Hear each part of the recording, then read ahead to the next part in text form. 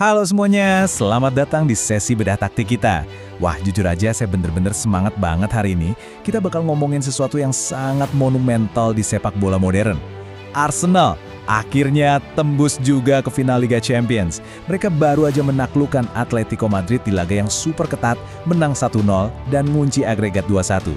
Sebagai analis, ngelihat gimana skuad Mikel Arteta mengeksekusi rencana permainan mereka di momen sekrusial ini, itu bener-bener sebuah masterclass. Jadi yuk, langsung aja kita bedah bareng-bareng.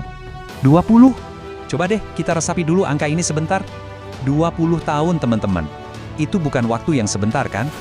Itu adalah masa penantian panjang, penuh rasa frustrasi, bahkan air mata buat para pendukung Arsenal sejak terakhir kali mereka menginjakkan kaki di panggung terbesar Eropa pada tahun 2006. Dan penantian 2 dekade itu akhirnya lunas di bawah rintik hujan Emirates Stadium. Angka 20 ini bukan cuma sekedar statistik di atas kertas, tapi ini soal beban sejarah luar biasa yang akhirnya berhasil diangkat oleh skuad muda ini. Benar-benar bikin merinding. Untuk sesi kali ini, agenda kita cukup padat dan menarik. Pertama, menuju final setelah 20 tahun. Kedua, analisis gol pembeda Saka. Ketiga, tembok baja pertahanan Arsenal. Keempat, angka di balik kemenangan. Dan terakhir, misi terakhir di Budapest. Kita masuk ke bagian pertama, menuju final setelah 20 tahun. Konteks laga ini tuh berat banget secara psikologis. Arsenal berhasil ngunci kemenangan agregat 2-1 ini di Emirates, dan atmosfernya, wah, intens banget. Hujan deras turun, emosi benar-benar meledak sampai ke pinggir lapangan menjelang peluit panjang. Kita tahu lah ya, Atletico Madrid, asuhan Diego Simeone, itu ibarat pasukan petarung yang nggak kenal lelah. Tapi hebatnya, Arsenal nunjukin kedewasaan mental yang luar biasa. Mereka sukses ngeredam semua provokasi dan tekanan, lalu mempertahankan keunggulan mati-matian sampai titik darah penghabisan. Mentalitas yang luar biasa. Lanjut ke bagian kedua, analisis gol pembeda Saka. Pertandingan ini tuh awalnya sangat tertutup, sampai akhirnya ada momen magis di menit ke-44 yang langsung ngeruntuhin mental tim tamu. Kita urai prosesnya ya, karena ini nunjukin betapa sempurnanya taktik Arteta berjalan. Pertama, semuanya berawal dari Miles Lewis Kelly. Dia main lagi di peran gelandang tengah, terus ngelakuin pergerakan luar biasa di sisi tepi lapangan atau byline, melepaskan umpan silang mendatar yang sangat berbahaya. Umpan ini langsung memicu kepanikan yang akhirnya membuka ruang tembak buat Leandro Trossard. Jan Oblak, kiper sekelas dunia itu, cuma bisa nepis bola tembakan Trossard. Nah, disinilah kecerdasan posisional Bukayo Saka bener-bener bicara. Dia tetap waspada, jaga posisi biar nggak offside, dan reaksinya itu loh, sepersekian detik lebih cepat dari bek-bek Atletico buat nyamber bola rebound. Gol ini lahir dari pergerakan yang sangat sistematis, bukan cuma kebetulan. Dan kalau kita ngomongin Bukayo Saka, sang kapten fantastis ini benar-benar ngebuktiin statusnya sebagai pemain kelas dunia. Sempat mengalami masa paceklik di 7 laga beruntun, dia berhasil menemukan sentuhannya lagi waktu melawan Fulham akhir pekan lalu, dan ngebawa momentum itu ke laga krusial ini. Coba kita lihat datanya luar biasa loh. Saka sekarang udah terlibat dalam 14 gol Liga Champions dari penampilannya di Emirates. Rinciannya 9 gol dan 5 assist. Bahkan yang lebih keren lagi, dia sekarang mencetak rekor sebagai pemain Arsenal pertama dalam sejarah yang berhasil mencetak gol di 2 laga semifinal Liga Champions yang berbeda setelah musim lalu melakukannya ngelawan PSG. Bukti nyata dari konsistensi yang luar biasa. Sekarang kita masuk ke bagian ketiga, tembok baja pertahanan Arsenal. Ada pepatah bilang serangan memenangkan pertandingan, tapi pertahanan memenangkan kejuaraan. Coba kalian perhatikan angka 0,5 ini. Ini adalah angka expected goals atau XG dari Atletico Madrid sepanjang pertandingan. Buat Anda yang suka ngebedah data, memaksa tim sekelas Atletico dengan penyerang-penyerang tajamnya, buat cuma nyatat 0,5 XG itu adalah bukti mutlak dari dominasi pertahanan Arsenal. Mereka benar-benar nggak ngasih celah sedikit pun buat lawan sekedar bernafas di area kotak penalti. Rapat banget. Padahal, arah pertarungan ini bisa aja beda banget sejak awal. Seperti yang dicatat dalam laporan pertandingan, ada satu momen krusial berupa blok fantastis dari Declan Rice yang sukses ngeganggu pergerakannya Giuliano Simeone.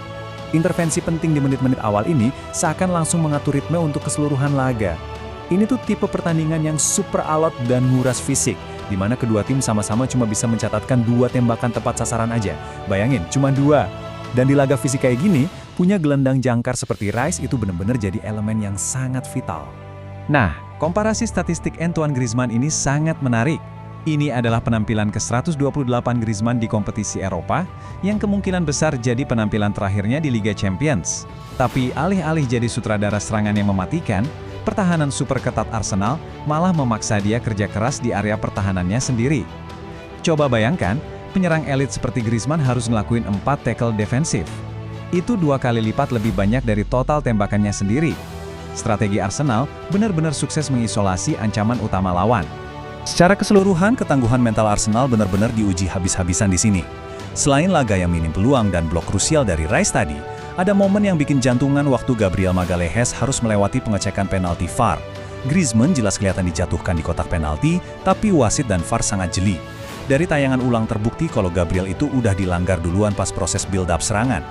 Sempat juga ada peluang emas dari Victor Gyökeres yang gagal dimanfaatkan dari umpan silang brilian Piero Hincapié buat nambah keunggulan Arsenal, tapi untungnya tembok pertahanan mereka yang solid memastikan kegagalan itu nggak harus dibayar mahal. Kita lanjut ke bagian keempat, angka di balik kemenangan. Dalam analisis sepak bola, data historis itu sering banget memberikan petunjuk soal hasil akhir. Dan fakta yang sangat kontras ini ngejelasin kenapa hasil laga ini udah diprediksi sama banyak pengamat. Lihat deh, Arsenal punya rekor impresif tak terkalahkan di 9 pertandingan terakhir mereka ngelawan tim-tim Spanyol di Liga Champions. Di sisi lain, Atletico Madrid datang dengan rekor tandang yang cukup memprihatinkan di tanah Inggris. Mereka menelan 7 kekalahan dari 8 lawatan terakhir mereka. Dari sini aja, udah kelihatan banget gimana Arsenal punya keunggulan psikologis dan taktis saat ngadepin wakil Spanyol.